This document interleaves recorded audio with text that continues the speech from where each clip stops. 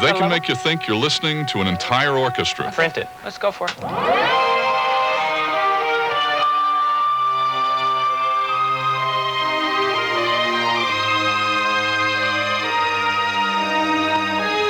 We're in a little room, and we can do everything in here, and we're in absolute control.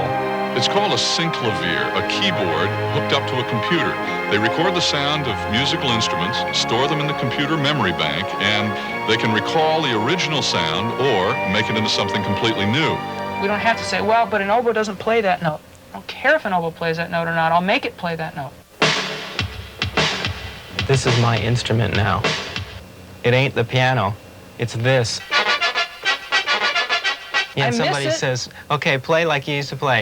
Go play piano. You know. And you're looking for the knob and the button and the pitch bend and the pedals.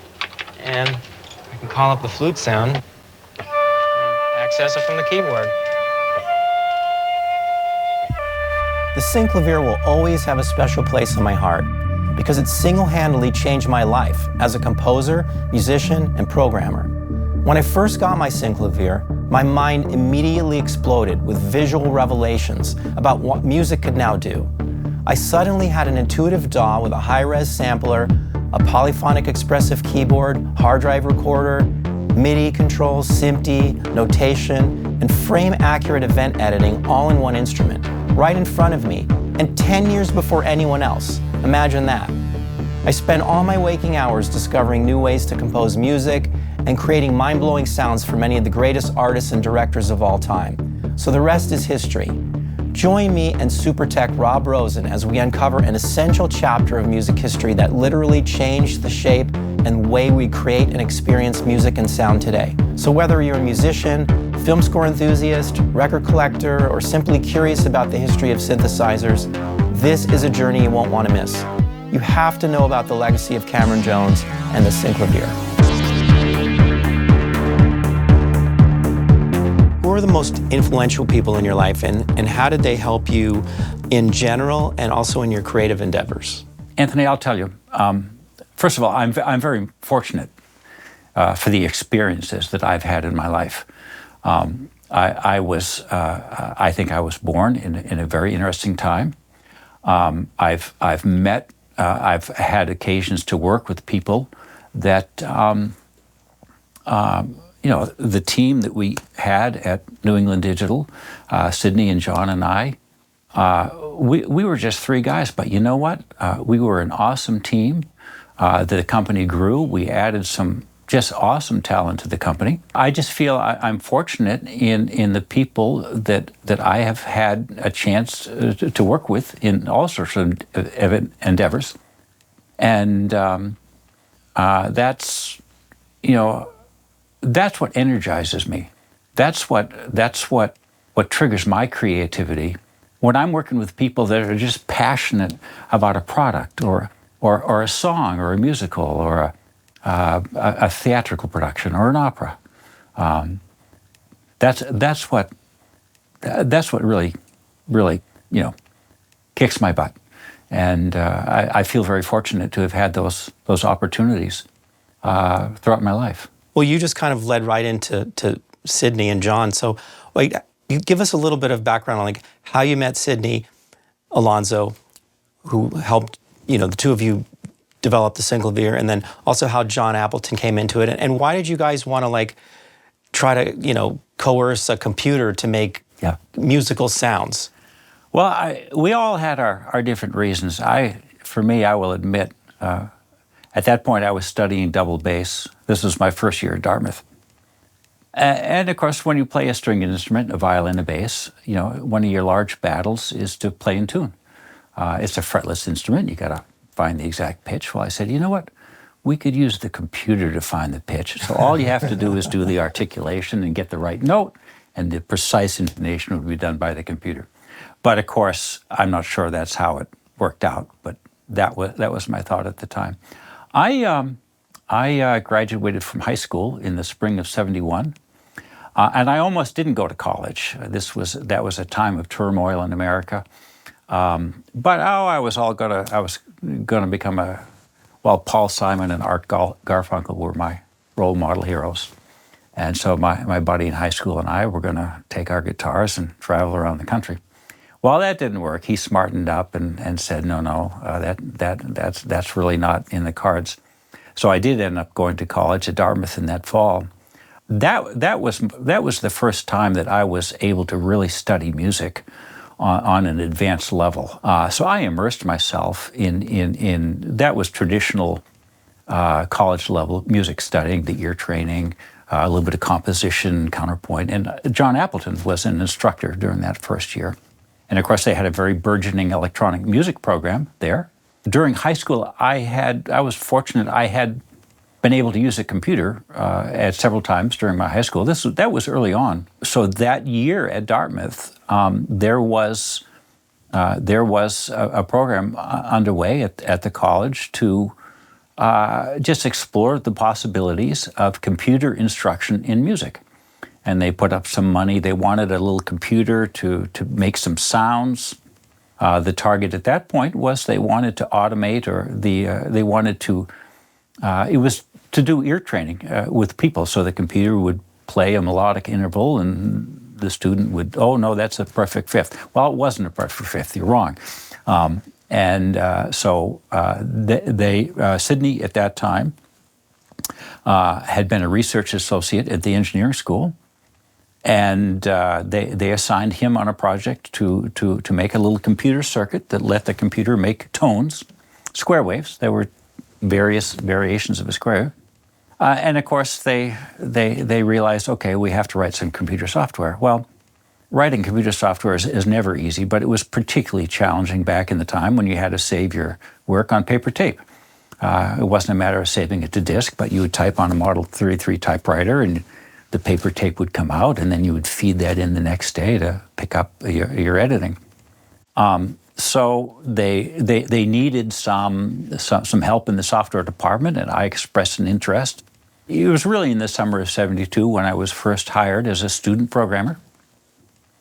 And during that year, we developed our first, it was a computer. It was a computer automation 16-bit mini computer, about the size of a mini Moog, maybe a little bit bigger. Sydney built a little circuitry that goes in it, and it let the computer make tones. And then that caught people's attentions. I don't think I had much of appreciation for it at the time. It was a computer that made tones, and so I got to make tones. I got to code. Boop, boop, boop, boop, boop, boop, boop, boop, boop, boop, boop, boop. That was my music. I love listening to that. Boop, boop, boop, boop, boop, boop, boop, boop, boop, boop, boop, boop. It's just a random sequence of tones. I find that very relaxing, like white noise. And so that was '72. That going into '73. And that caught people's attention. Then Dartmouth raised some money to do a bigger system to help actually teach electronic music composition in the electronic music program there at Dartmouth. And so that's when Sydney first built the first FM synthesizer, and that's when I wrote the software to make the FM sounds that were the origin of the Synclavier sounds. So he made the hardware. Yes, he did. Yeah. He pretty much himself. Yeah, it was pretty much a one-man show. He made the circuit boards. The FM circuit boards were 4.5 by 9 or something like that. And it was a little 8-voice synthesizer. Maybe the first one was a 4-voice. And I wrote the software for that, and that really that also caught people's attention. That was very there were articles written about it, and that was successful for what it was. So yeah, that's when I first met Sydney and John. That was in the summer of '72. They just both passed away earlier this year. So this is in honor of them.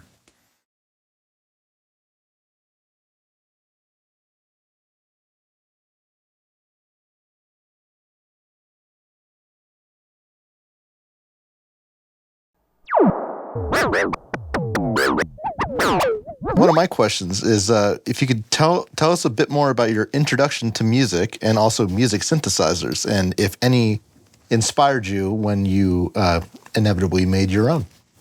Well, I'll tell you, my interest, my my introduction to electronic music.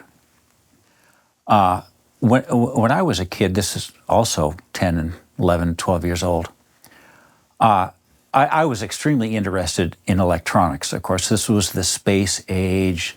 There were rockets going off. Transistors were brand new. It was a very exciting time.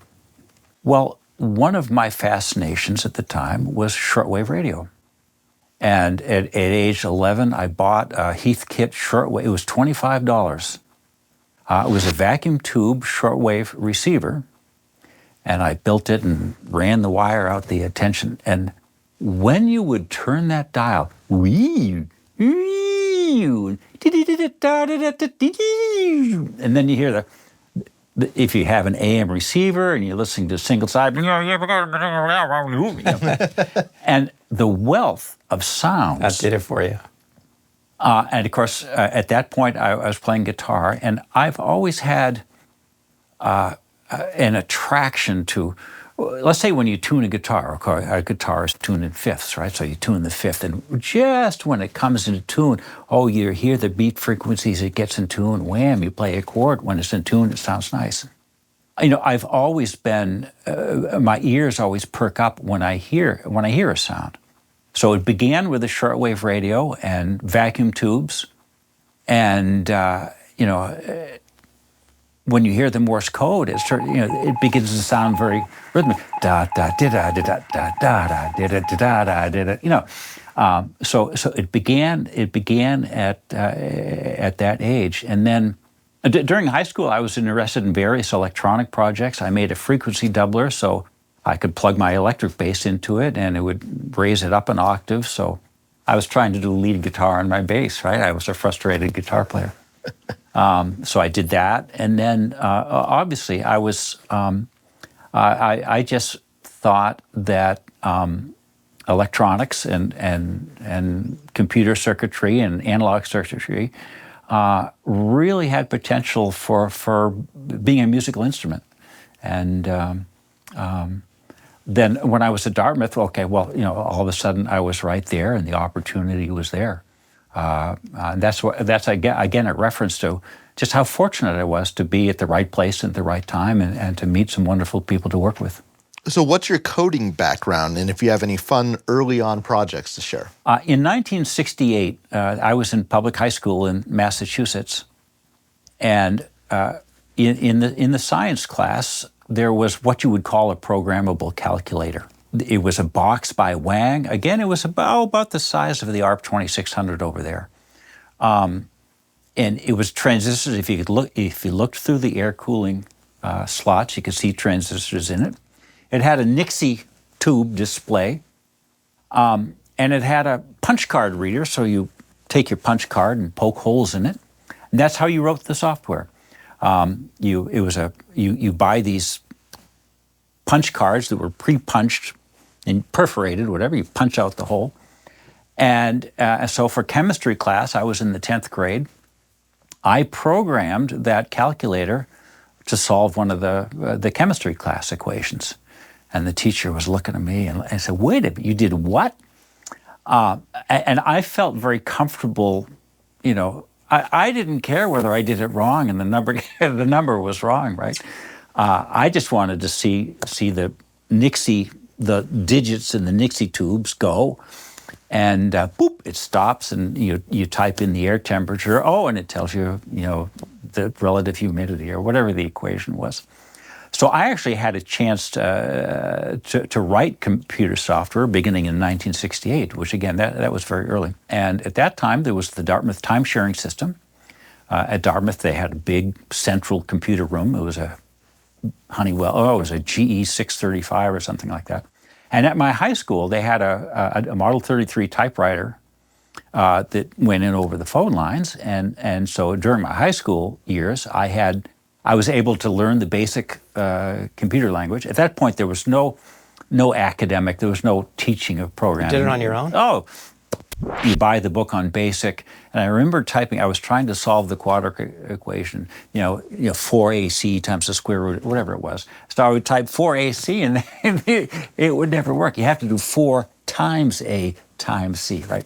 So it was so frustrating. But I did. I got that to work, and the Model 33 typewriter was kind of like a rhythm machine too. Of course, it's a great big mechanical device, and it goes bing, bing, bing. So you could program it, and if you had delays, you could actually do little rhythmic elements coming out of the Model 33 typewriter while it was drawing the sine waves and the audio curves on by doing little dots on the paper. So I had that experience in high school. So probably when Dartmouth was looking to develop their computer instruction tool, I was probably the only one in the classroom that had any programming experience, as well as an interest and a background in music.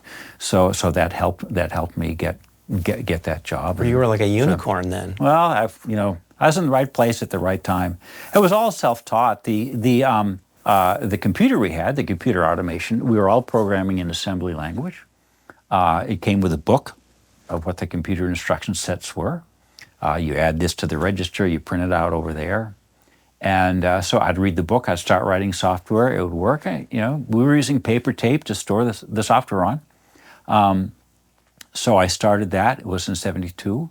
Then in 74, Sydney and I built our own computer because the microprocessors of the era were very primitive, but the mini computers of the era were just like a great big huge box, noisy box. We wanted something a little bit more portable, so Sydney made some circuitry, and I wrote some software.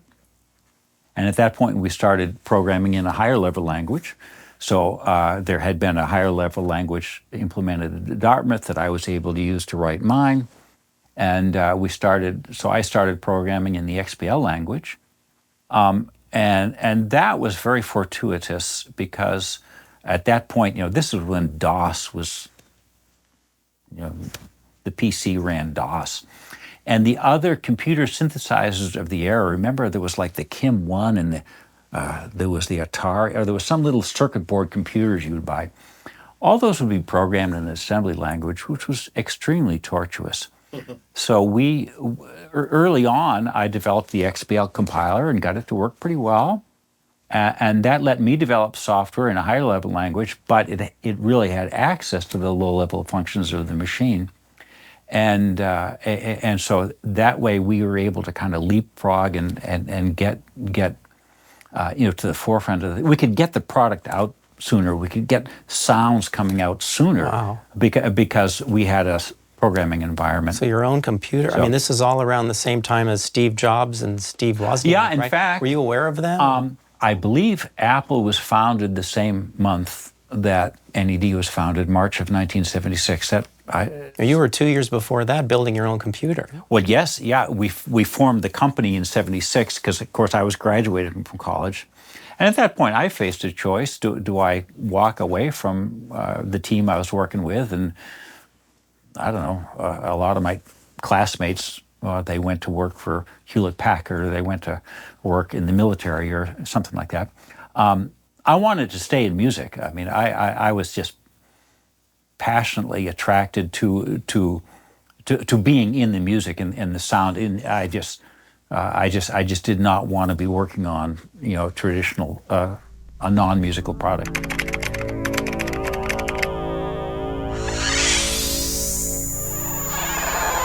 So in 1976, we decided to start a business to try and commercialize the work that we'd been working on. Crazy tall order, though, to do a construct-to-order synthesizer, right, with only the highest quality components. Well, I mean, you guys were like... the first of the Synclavier one, I'm not sure. That was pretty rickety.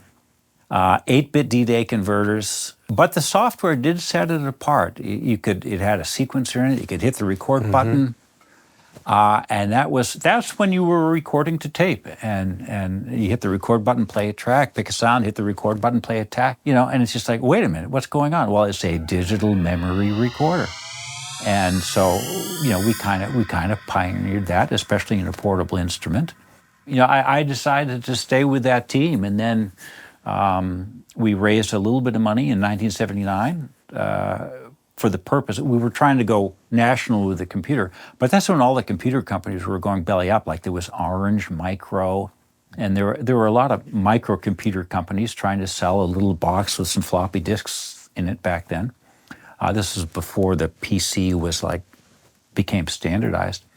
And of course, I was always interested in the music side, so we bought a Pratt and Whitney keyboard, put it in a little box. Yeah. I built the box and hooked that up to the computer. I wrote the software so that when John pressed a key, I would come to the FM side. John Appleton. Yeah, John Appleton. Yeah, and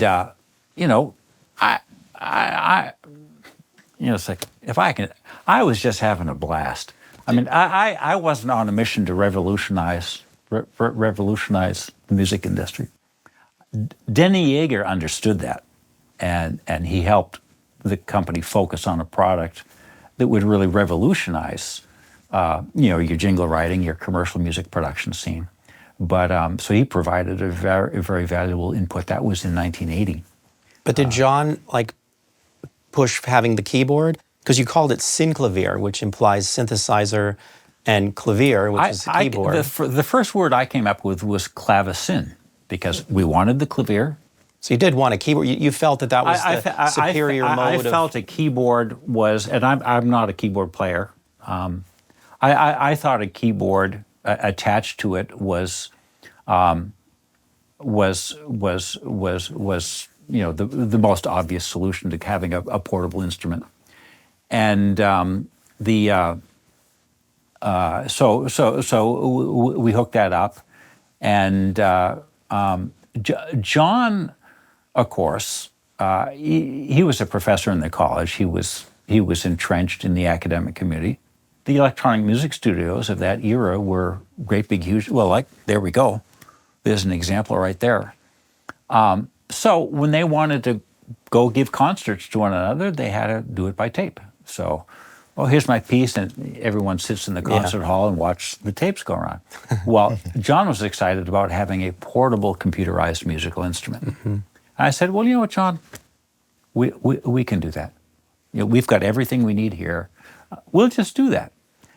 So we built the prototype. We called it the Synclavier 1.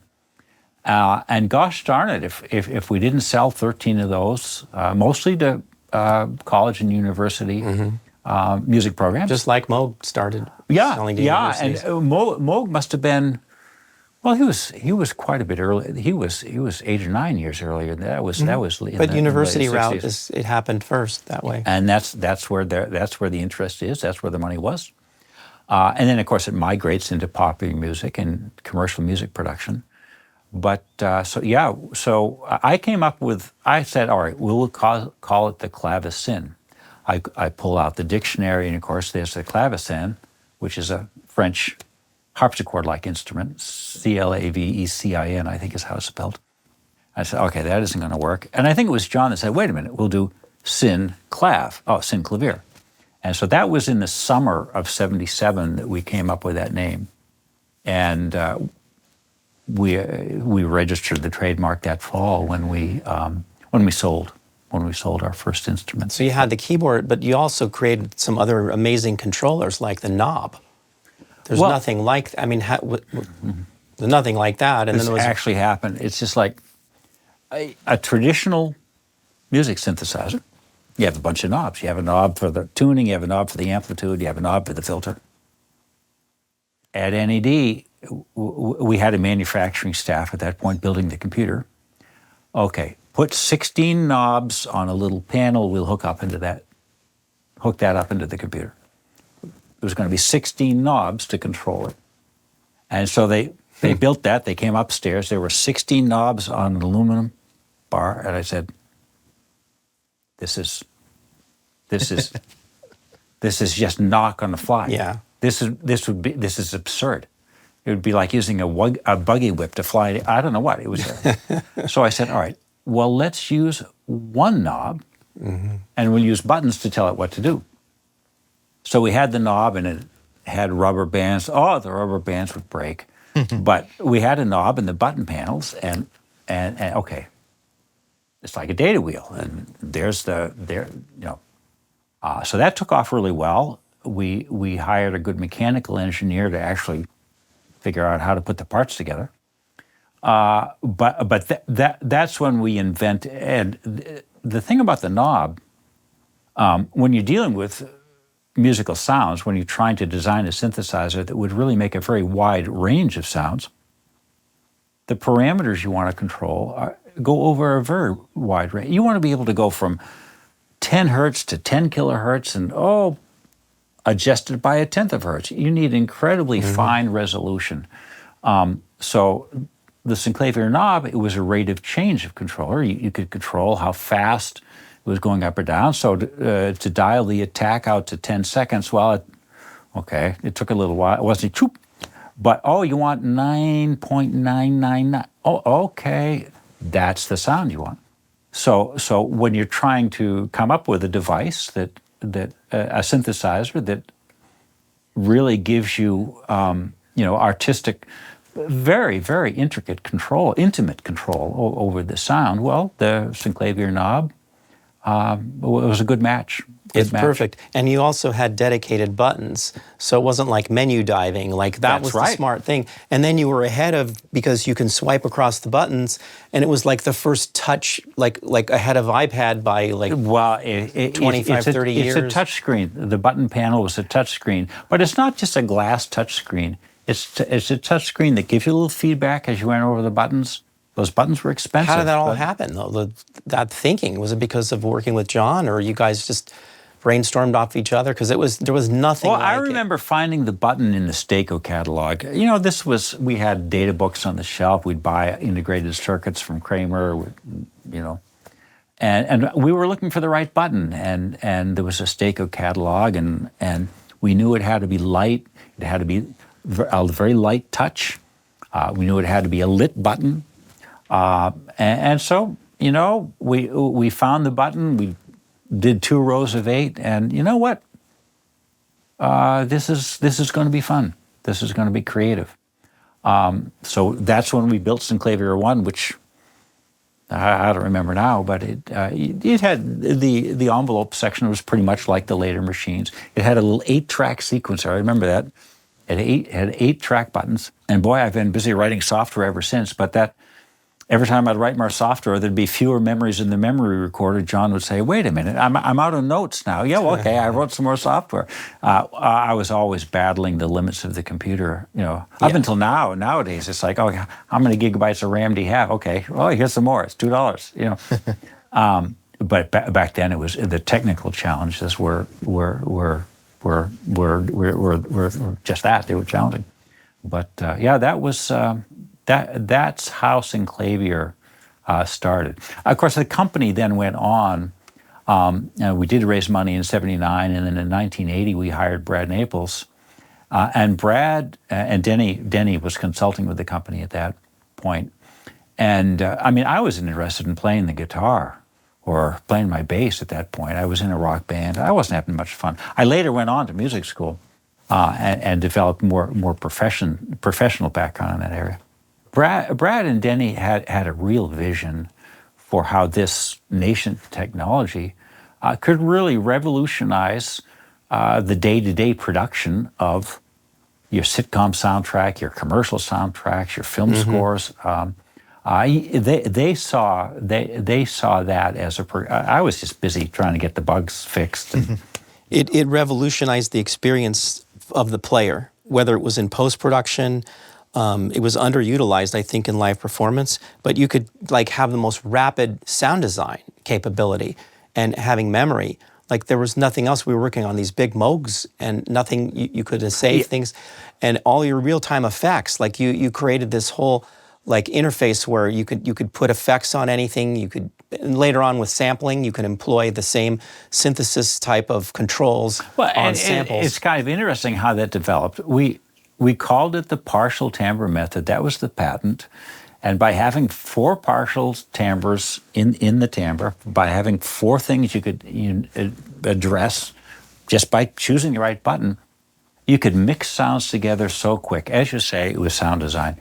You could take a sharp attack over here. You could take a slow attack on a drone sound over here, put them in, add a little delay.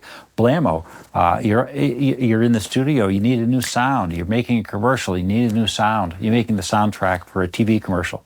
You need a new sound. Well, it was so fast to do that on the. How did you do that before?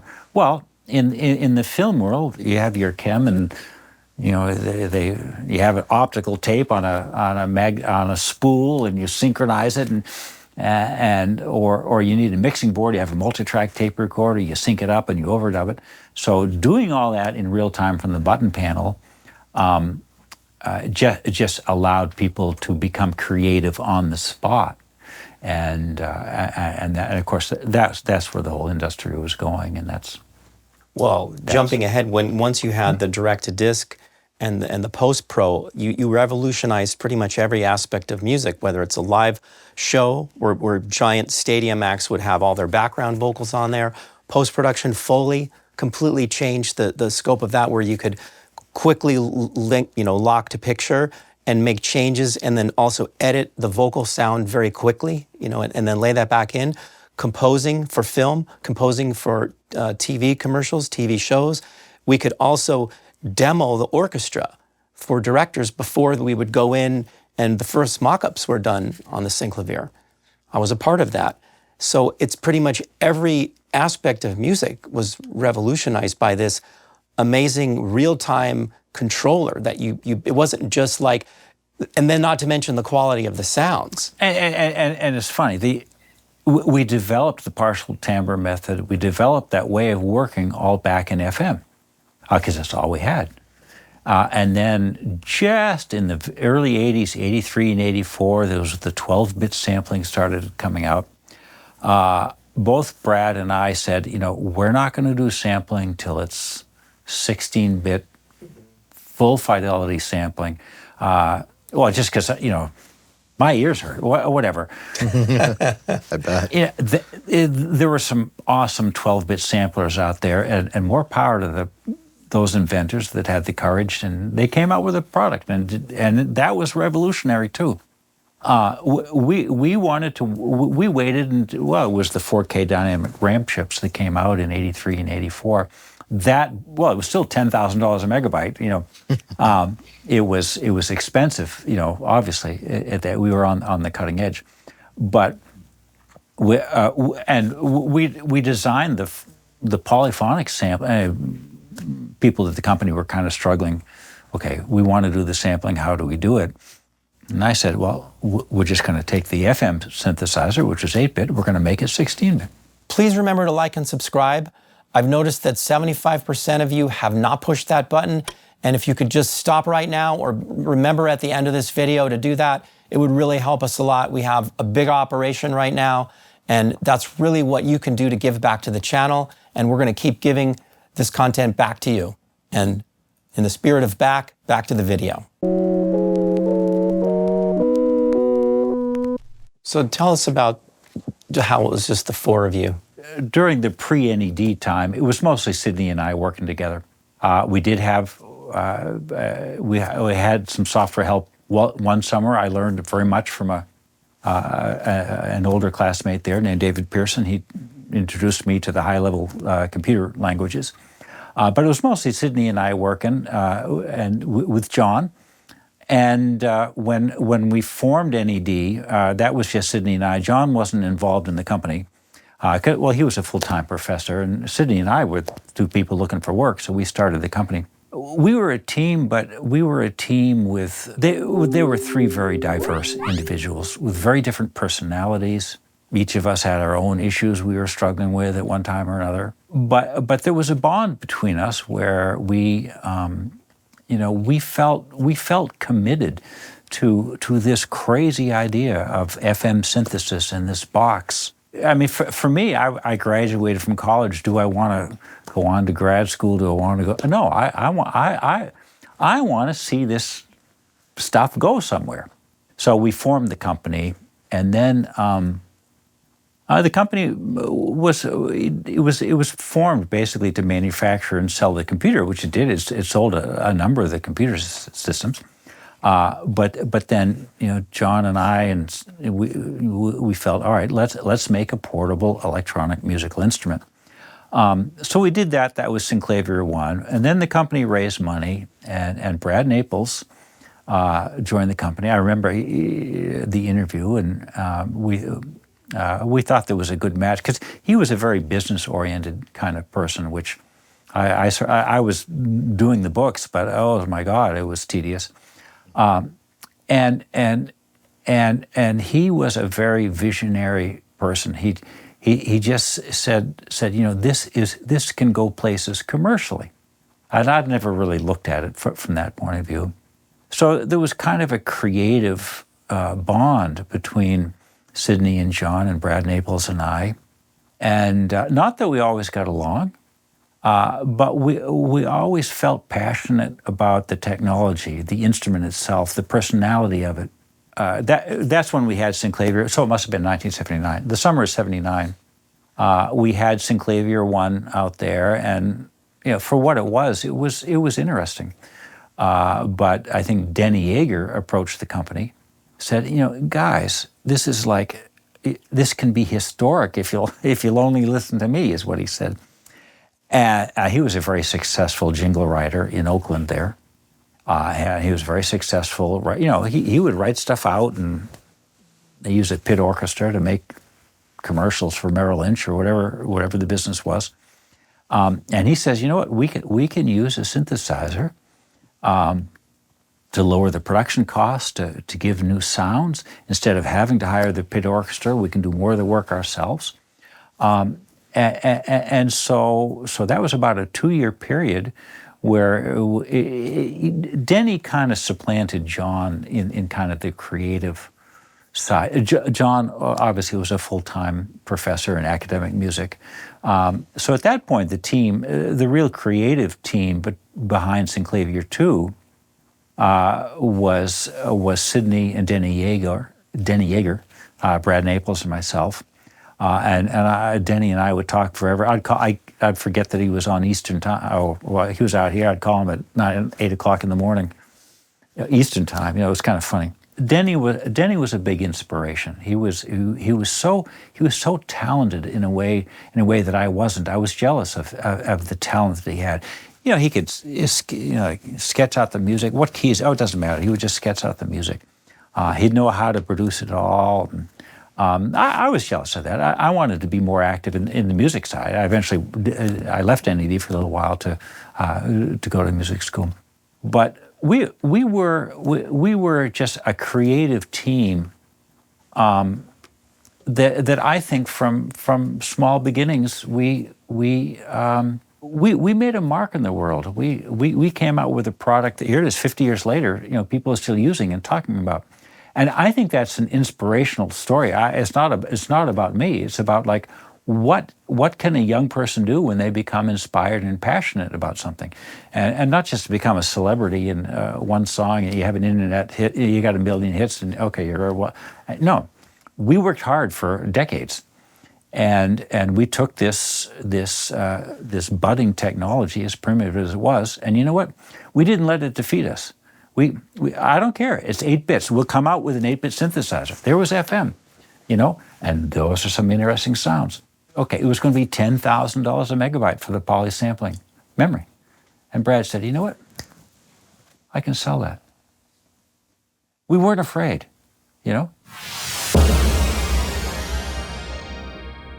So in the original Synclavier,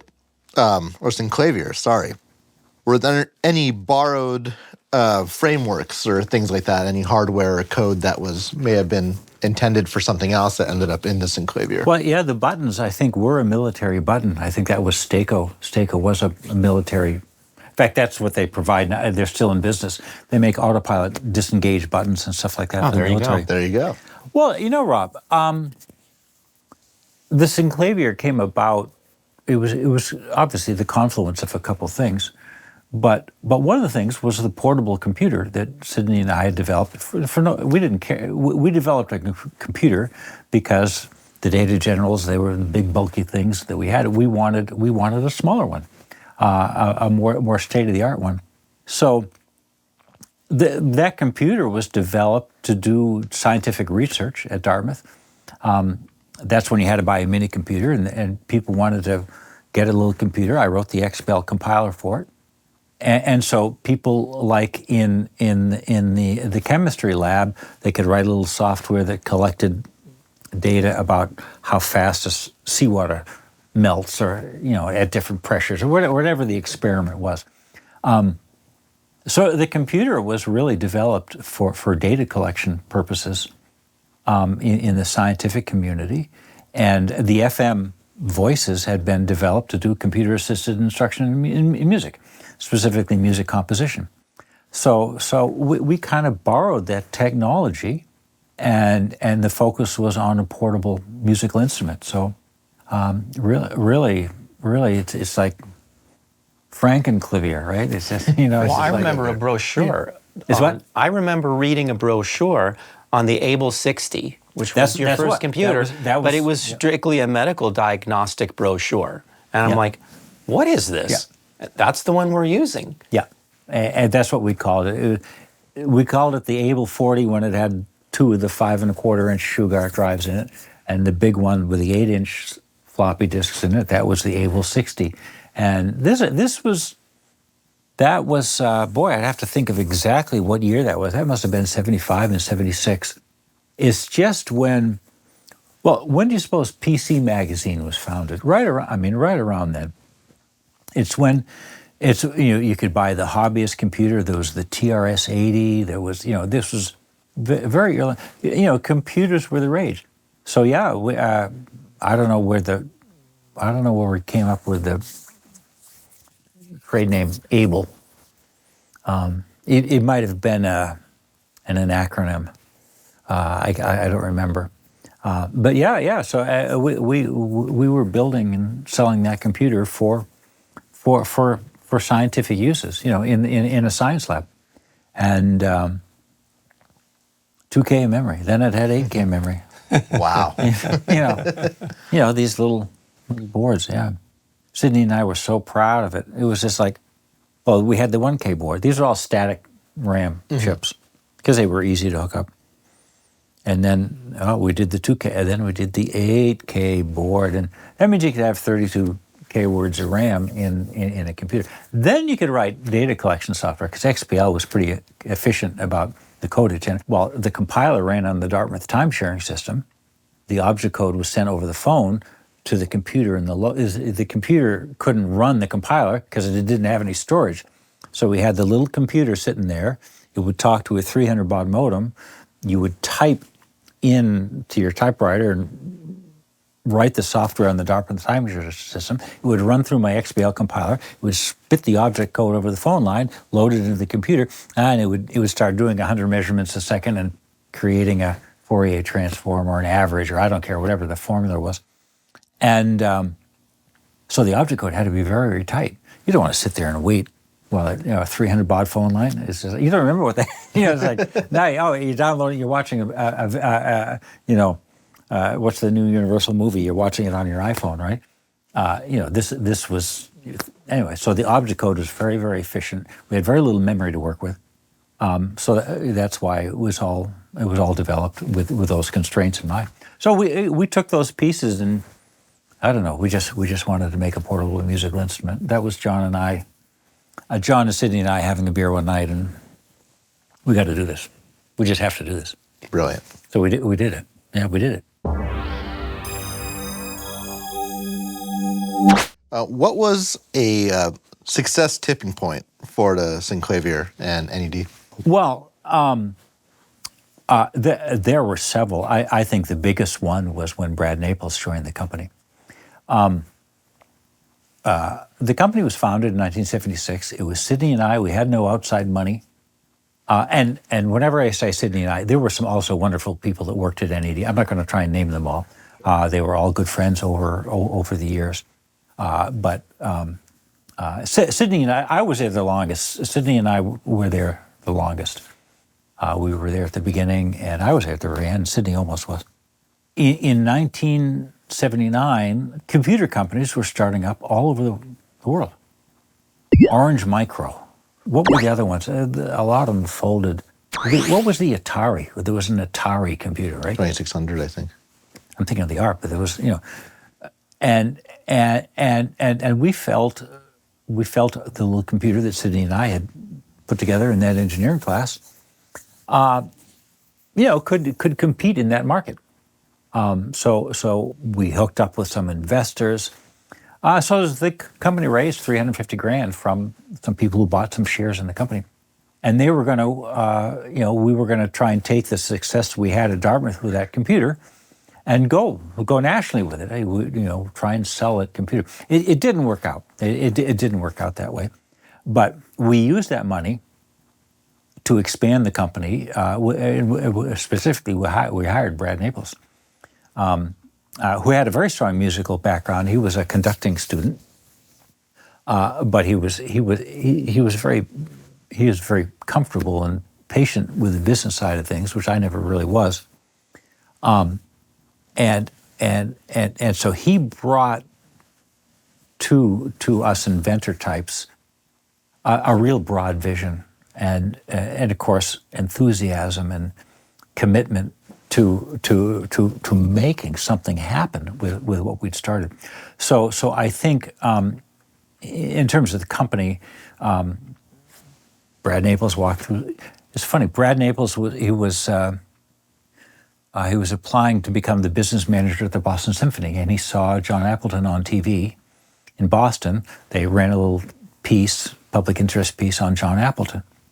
And what he told me later, he said he saw that, I'm going to be there. That's where I want to go.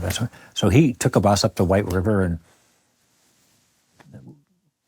at that point we were hiring because we finally had some money to spend to expand the company. White River Junction, Vermont. Yeah, that's where the company was. We rented some hotel rooms when it was founded there, and that's where we were based. So that's certainly one of the more pivotal moments. I think when Denny Yeager walked in the door, that was a pivotal one. Everything kind of expanded on that, and when Thriller came out, and all of a sudden FM sounds were on the radio all the time. I remember that's why I left N.E.D. for 2 years. I went to music school. I worked with them part-time, but I had my clock radio on. And this is what I wasn't working. I mean, clang, clang, clang. I heard that coming 7 o'clock in the morning. I heard that in the radio, and that's when I knew my life would change.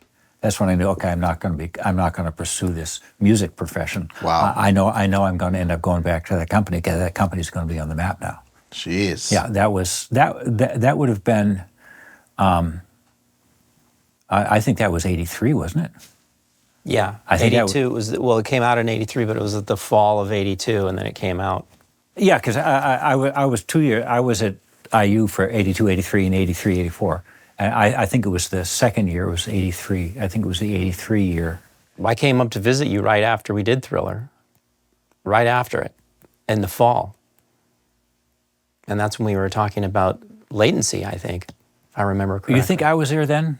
Oh, what do you mean? Well, because for 2 years, during the school part of the year, I was away at school. Well, you were there. There was a meeting with everybody there, and yeah, okay. yeah, I remember that. Yeah. Because it was kind of a big deal. Brad flew us out there, and I see. Yeah, he was trying to get us into like the next level, the product. I don't remember exactly. It's funny. Brad would bring you guys in. Not that Sydney was stubborn, but it took a lot of work to convince Sydney to do something, and Brad would bring in people like yourself and when they kept saying the same thing over and over again, then finally I'd get it. Okay, 5 milliseconds isn't going to. It used to be 10 milliseconds. And talking about the latency. And Denny Yeager called up. Wait a minute, this click track is screwed. What do you mean it's screwed? It's uneven. And play it over the phone. Yeah, it's uneven. And okay, we got to do 5 milliseconds. Okay, I did the 5 milliseconds. Oh no. So then we did the 1 millisecond resolution, which is what I use to this day. And that put us on the map. That was not easy, getting that much performance out of that little computer that Sydney had built. But that gave Anthony, we were talking about expression, right? Of course, back then we were limited by hardware models, hardware technology, software technology, but getting the timing boundary from 5 milliseconds down to 1 millisecond, all of a sudden the machine is more expressive. You can do more things with it. It speaks. It speaks to you more. You can get, well, first of all, you can get consistent sounds out of it. Every time you play a short note, it's the same short note. But you can do a 1 millisecond delay, and then when you have that level of control over it, it makes the sounds that much more expressive. So yeah, we did that. We did that early on. N.E.D. was a succession of like, oh my God moments. And it went on and on and on, and then obviously the whole industry changed, and N.E.D. Didn't well, whatever. N.E.D. would have either had to become Apple or fold, and it ended up folding. You ran out of customers, maybe. I mean, it was very expensive. Yeah, and of course the industry was changing to, well, your personal computer and your Lynn drum machine, mm-hmm. But nothing ever sounded as good. Well, we were. Yeah, and it's both from the technology, but also the way you design sounds and the method you use working with it is, it's its own. It's pretty powerful. Yep.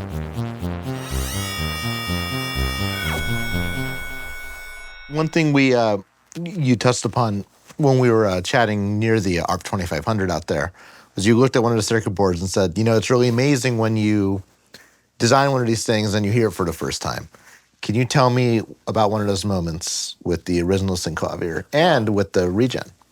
So many. Oh, I can tell you about two. These are the opposite ends of the spectrum. See, the sound systems we developed at Dartmouth, the Dartmouth digital synthesizer, those didn't have a keyboard. Those were all, you would use a programming language to create the sounds. Or the computer would play an interval that was programmed into it, and so, okay, this is what a major chord sounds like. Okay, there's a diminished chord. So to do ear training. So we were in the motel rooms in Norwich, so this must have been in the fall of 1976. We bought this Pratt & Reed keyboard. It just very much, well, no, that's a Pratt & Reed keyboard right there? Yeah, there we go, yeah. Very light touch, very much like this. Is that Pratt & Reed? That is. Feels very much like that. And we hooked it up to the computer, and we hooked up the wires, and I programmed it, and I played a chord. And I said, wait a minute, I can hear that third is sharp. I said, because the oscillator, in equal tuning, the third of the chord is sharp. Yes. Musically. But the Synclavier digital oscillator, it had discrete frequencies. And the E was particularly, it was not an E, it was 2 or 3 cents sharp. And by the time you play, I said, wait a minute, we are onto a machine here that makes sounds that you can play. Wow. And that was in 1976. Now, with this box, we said, all right, it's got to have some effects. I'll do reverb. So I researched reverb algorithms and the Schrader reverbs, whatever they are. And I programmed a win in. And I don't know what it is, but there is something magic when you take a Synclavier kind of crude FM sound with some rough edges in it, and you feed it into a reverb, it just fills the space. You play a chord with a tail on it and the reverb, and whatever it is, it's the 8-bit resolution or this and that. It just fills your vision. It just creates this picture in your mind, depending on the reverb, of cavern or like a little hidden space. Or it creates all these sounds. So I programmed up the reverb, and I played a chord, and I just, well, like I did there. It's just like, wait a minute. 2 or 3 hours went by, and I was just like, oh my God. It's amazing. The sounds that this makes. Mm-hmm. So it's all about the sound. It's all these instruments. They're plastic and they're metal, but you know what? Every one of these instruments tells a story, And it's a combination of the creativity of the inventor behind it, the skill of the artisans that actually put the thing together, and the skill of the performer. Forget whether there's composers and sound designers and whatever else too, but that's the application of this technology to for expression. You know, that's so. I've had those moments. Yeah, Love it. yeah. I love this reverb, by the way. I mean, I love the reverb. I can't wait to hear it. Well, it's just a little box reverb, but you know what? It's got some fine points to it. Just full disclosure, I'm not fully familiar with how or why N.E.D. folded. Sure. But one question I would have in relation to that would be, what was the project or what was next for N.E.D. In the midst before it inevitably folded? Well, we were trying to get digital outputs active for the direct-to-disc, for example. Do you know what that is? I don't. The Synclavier used, it was a hybrid analog-digital system. There was a DDA converter that with a digital waveform, but the envelope generators, everything else was all analog. But by that point, everything had to come out at 44.1. And there was no way to get a digital audio output from Synclavier. You had to go through a mixing board. Yeah. But that's when industry was changing. Well, you make your computer and it's CD quality, and it goes digitally out of your computer into the mastering bin, right? Digital audio tape. But that wasn't. Other than that was the other technology thing. That was a 16. Well, it was. The Able 40 computer was the backbone of that machine from day one till the day it folded. And that was seriously obsolete it was just like, but the microprocessors of the era couldn't really cut it either. But shortly after that, when the i386, when the faster microprocessors came out, and we always had these memory constraints, and the computer wasn't very fast by then, by those standards. But it was fundamentally back then. There was what was Kenny Rogers' studio, Lionsgate or Lion's Share. Lion's Share. This part of the world was crawling with studios of that size and with those kind of budgets, and you bought a $500,000 mixing board, and you bought a several $100,000 tape machines, and they were all synced together. So there was a business the economics of the industry was. You had multiple hundreds of thousands of dollars worth of gear in any facility that produced recorded music. And all that came to an end when the personal computer and the Linn drum machine and all that came into effect.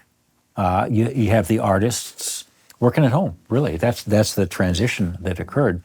And, the tape recorders became obsolete. Now, 3M moved on.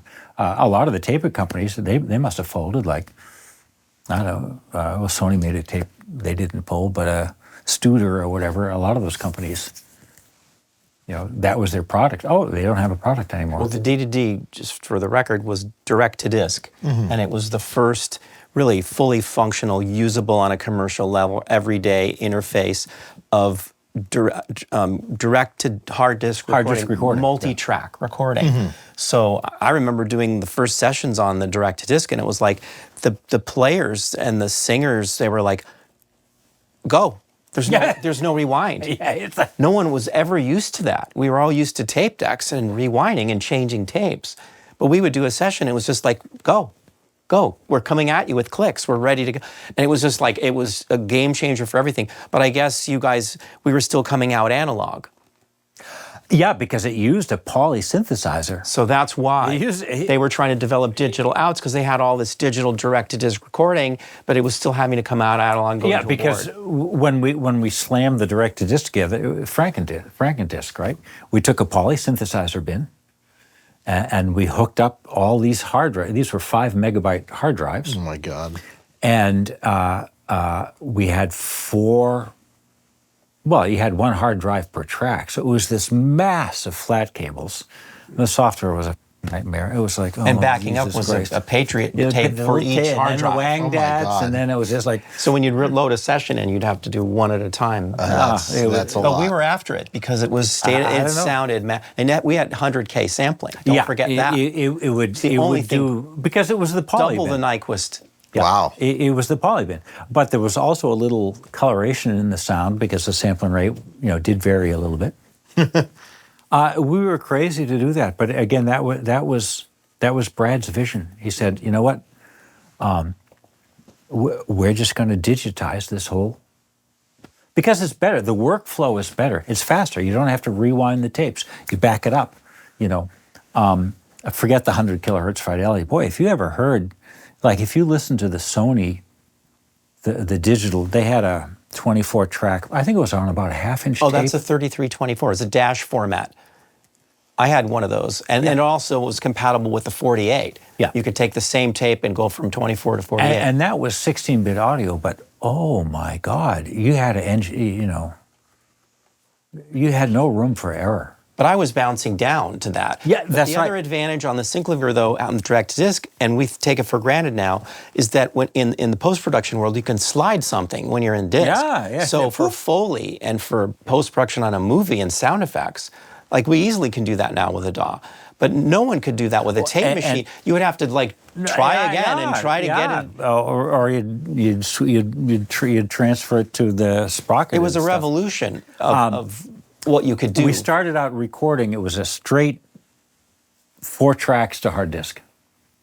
Then I developed some software. It was called the Audio Event Editor, and it was all screen-based. And it lets you take little pieces of the audio and slide them around. And Wow. it's just like, okay, what's the significance of that? Well, you know what?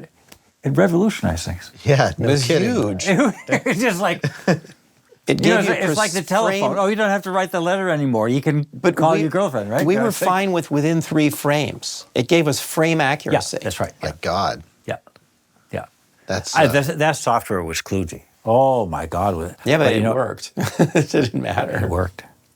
It lets you get the job done. And once I fixed all the bugs, and then we implemented another key step in N.E.D. was the implementation of the timecode reader. Mm-hmm. People were screaming for that, and so we partnered. Sydney, well, he didn't know how to do it. We actually took a microprocessor, like a 68,000, and put it on one of our boards that goes in. So we had a modern microprocessor that would process the SMPTE input. I wrote that. They wrote the software first, but it wouldn't track right, so I went in there. Anyways, we had just a phenomenal SMPTE reader. It would lock right up. And when did we do that?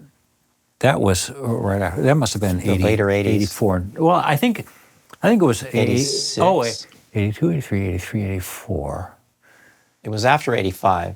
Yeah, so it 'Cause I must have didn't been have it for 85, that. 86. Yeah, right in Because there. we were using links, but those things still took like 3-4 seconds to Yeah. lock. Yeah. With what you developed, it was Instant. a lock. wow. And now you don't think about you don't No.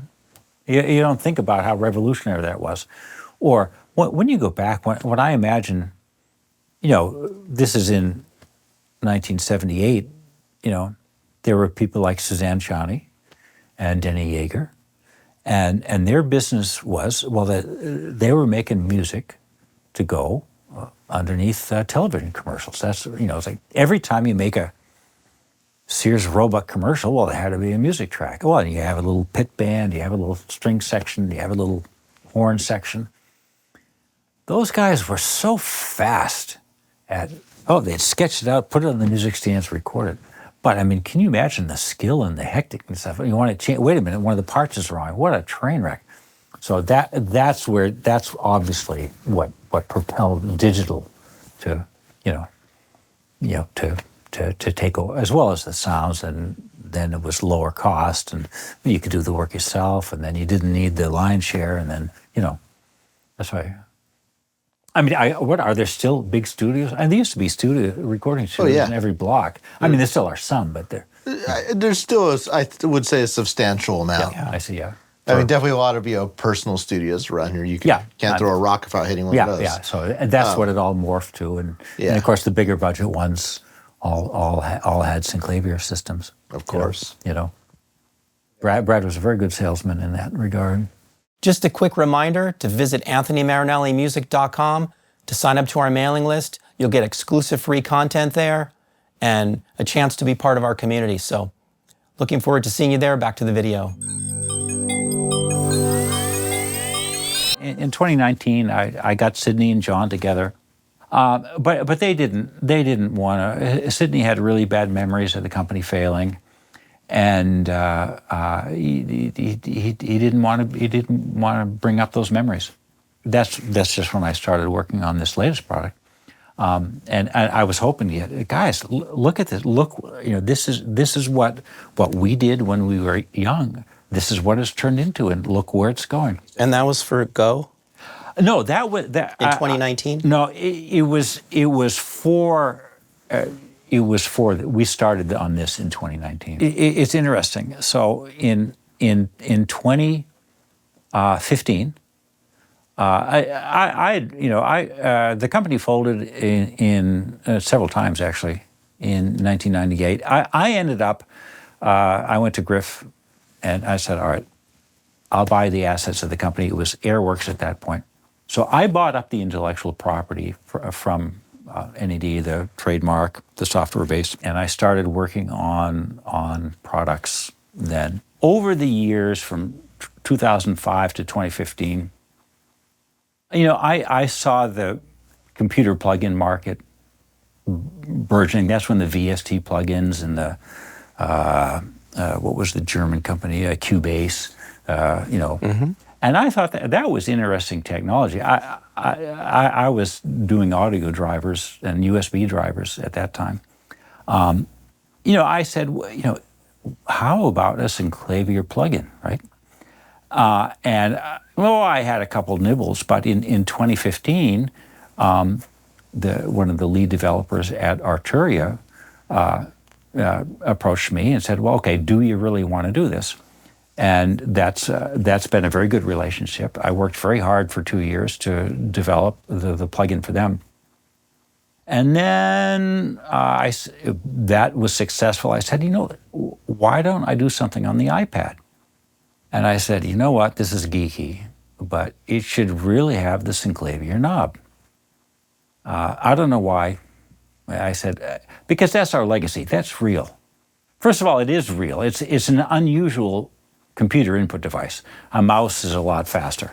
But the knob, the spring-loaded knob, has certain merits when you're trying to do something very, very precise. Absolutely. I was living in Nova Scotia. My wife is the harpist with the symphony there. And I said, all right, I'm going to develop the knob. And there was a group of tech people living we live in a rural part of Nova Scotia. And I met Craig there at one of our social gatherings. And I think I heard he was a software engineer. So I said, I'm sick. I need some help doing this. I need some help on the microprocessor end of it. And then finally he said, oh yeah, well, I do hardware too. And I said, well, I remember writing an email, hardware ? I sent him an email. And then, of course, he did all the mechanical design of the knob. And I said, well, that's pretty good. And so we did the knob together. And then, I don't know, I think both Craig and I, some people are very laid back. And other people, well, they're artists. They want to paint. Here's my painting. And they just can't sit still. They have to paint. They have to be creative. Well, I think both Craig and I are that way. And we said, now, wait a minute. With all the compute modules coming out and the gigabytes of RAM on the system, it's just like, why can't we do this? Well, I'll tell you why. It's because we need a box. We need buttons. And, it's like, and Craig said, okay, I'll take care of that.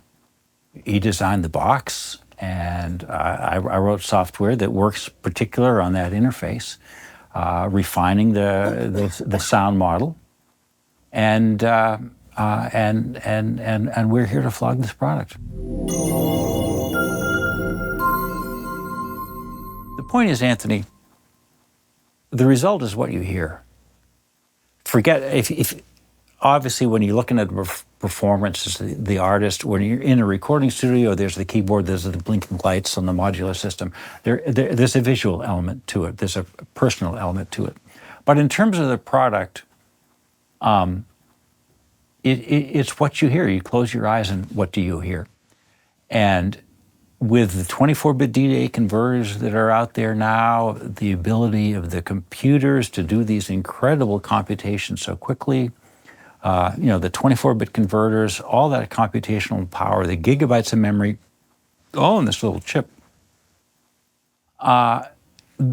We're getting closer and closer to the point where if you spend the time with the skill and the research to develop a digital model of whatever kind of sound you're trying to make, but in terms of being able to make emotionally powerful sounds and fantastic new input devices like the MPE and the Rolly Seaboard and where you have multiple dimensions of control. That technology, those interfaces, those control devices, once they are backed up with well-working user interface software that tries to capture the expression the musician's trying to create, coupled with a sound engine that it isn't afraid to make some squawks. A violin, you play too loud, it's going to squeak, right? When you combine it all together, you will end up with instruments that are expressive as anything in the orchestra. No doubt about it. I don't think that's going to replace. It's not going to replace live performance. But in terms of a recorded product, a film score where you need drama, where you need emotion, where you need action, those sounds will come more and more fully packaged from some artificial intelligence software that's making that sound. So something is due to be born in this. This is the age now for the synthesizer. Then it's as an instrument, it's going to be there. I think when you look at the history of technology, history of musical instruments, compare the piano that Mozart had to the one that Beethoven had, right? Music technology evolves and changes with technology, with the metalworking technology, with the woodworking technology, with civilization, with the wealth of civilization. I really think, of course, I remember I went to the AES first in 1979, that's Synclavier 1. I took it out to the AES. Okay, buy this, and I met some good artists at it. But that's just when the industry was trying to decide what was the sampling rate going to be on the compact disc. It wasn't even called a compact disc. We were arguing for 50 kilohertz, and whatever they settled on 44.1 kilohertz. So that was the beginning of the digital audio age. I think right now this year, the techno, and forget what's coming down the line in the quantum computing and even faster computers. And like I was looking at one of these robotics things that was an 8-core arm. This guy I used 2 cores to create audio with. And the stuff is affordable. It's not like a room full of. I mean, look at this room full of equipment, right? Here we go. How many processors could you put in here, right? I think right now at this point in time, your synthesizer, what you might call a synthesizer, is really going to reach just the ultimate level in its ability to create emotions, to create expression, to create one musician with a synthesizer. You have all the right patches, you all call it up, and it's just like you're going to be right there. You're going to be. There's nothing in the way. There's no technology in the way anymore. And there was. Well, there was. Even right up until a couple of years ago, well, how many voices could you get out of a VST plugin, right? How many, remember there was the Giga sampler because there wasn't enough RAM. You had to play it off a disc, right? Right. That wasn't that many years ago. And I think right here and right now, with the compute modules coming out and instruments like we're coming out with, it's going to be the maturing of what Bob Moog had in mind when he started out in 1964.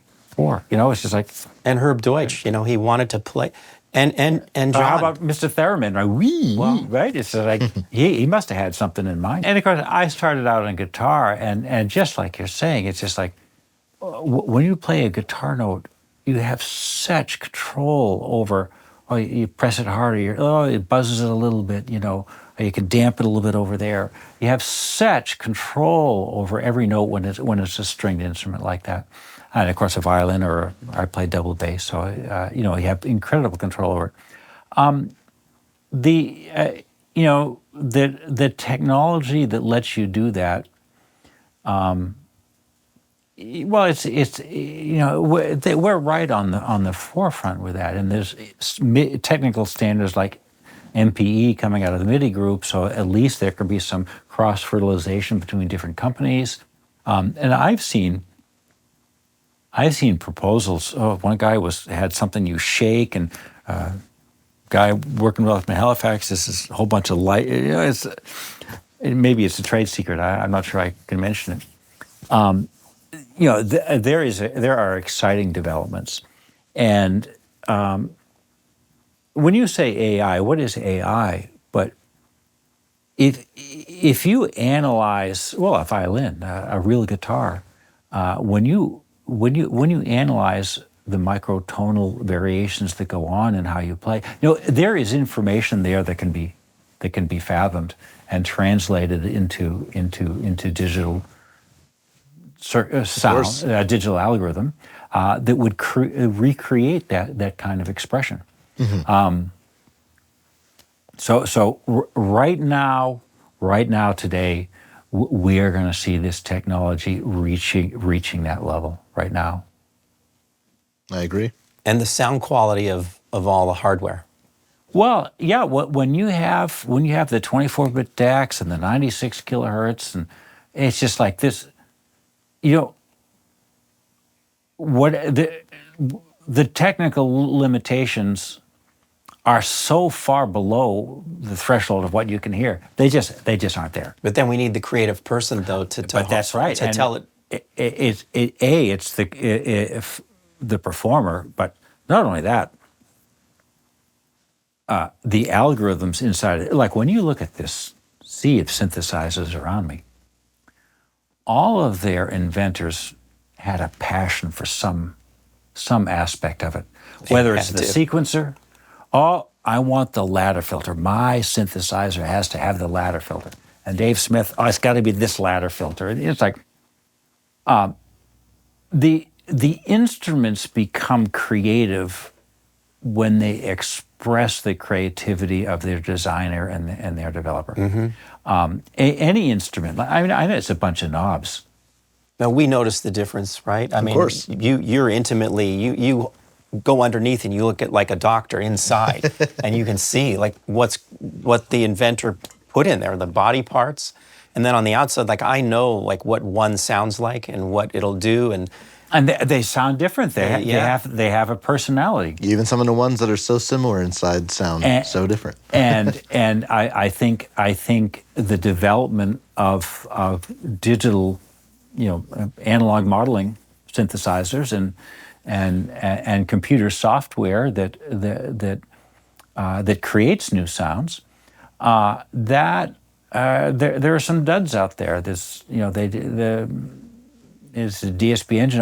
They got great graphics. Oh, wait a minute. The sounds don't reach out and grab hold of you. Because everyone can do it now. It's not as hard as it was. That's there's right. a lot of stuff out there. So there's a lot of stuff out there, and a lot of the developers are, or if they're in a corporate environment, they can't really put their own personality on. It's got to be designed by committee. Okay, it's a keyboard. It's got 60 keys and 120 knobs, and it's got a little display. By next week. And it's got to be done. It's got to be come out at this price point. Fortunately, Craig and I have been a little bit freed from that constraint. Although we're just why would we put much? But this machine, and we're just an example. It reflects my personality, and if you don't like my sounds, buy somebody else's machine. This machine, it makes sounds that they aren't all the same, but there's a personality to the sound design process, as all these wonderful machines do. People latched onto this one because, it's got a better keyboard. Wait a minute, this filter sounds better. I like this sequencer, and the same. There's an intricacy of your digital engines because the technology is so democratic. It's just so available. The modern programming languages, the compute modules you get. You have Linux. You can put it on a little chip. There will be more very individualistic, synthesis models that come out that, and they'll take off. And who knows why? Like, why does a violin have 4 strings? Why have we ended up with a 6-string guitar? It happened by accident, or that's what the musicians latched onto. It was a combination of the composer. It was portable. Whatever the attributes was. Here we are. Well, I think the same will happen with your different synthesizers, your different synthesizer algorithms. As they become more expressive, and certain musicians will latch onto them, and then they'll become, industry norms. How did you come to discover that there's a cult of people out there that love the Synclavier and wanted to use this old boxes that perhaps maybe you weren't thinking about at the time? Yeah, well, it did evolve.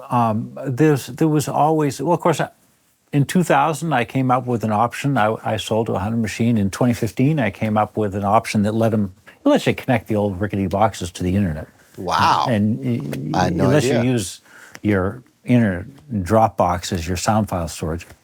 So I always was focusing on, coming up with a product I could sell as an upgrade. Mm-hmm. It is a very active community, and I'm not sure. Whatever I say, how could people care? I don't think I appreciate it as much as I should. There are some very loyal fans, and there are some people that still, like Eddie Jobson or whatever, that just swears by how the machine influenced their careers, gave them a tool that let them express themselves. And so I know there's always been people that have been passionate about the instrument. But there's a lot of, look at your business. This is amazing. Thank you. It's just like, first of all, I live in a very small space. You have to understand. I don't have room to keep anything. I don't keep old cereal boxes or anything. If I trip over it, but it is amazing. The technology, the diversity of the technology that we're surrounded with, and Synclavier is part of that fabric. That's right. But hopefully I've captured some of those sounds in my little box.